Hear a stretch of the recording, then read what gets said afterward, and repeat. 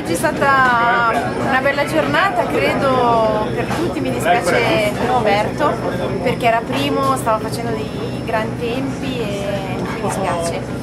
E noi cerchiamo di recuperare gli 8 secondi su Rossetti, che adesso è primo.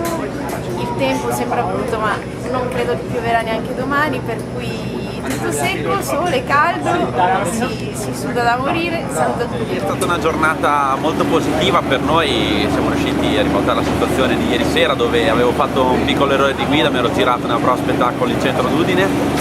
Oggi abbiamo attaccato, siamo riusciti a passare in testa alle due ruote motrici con un bel vantaggio di 32 secondi penso sui nostri seguitori.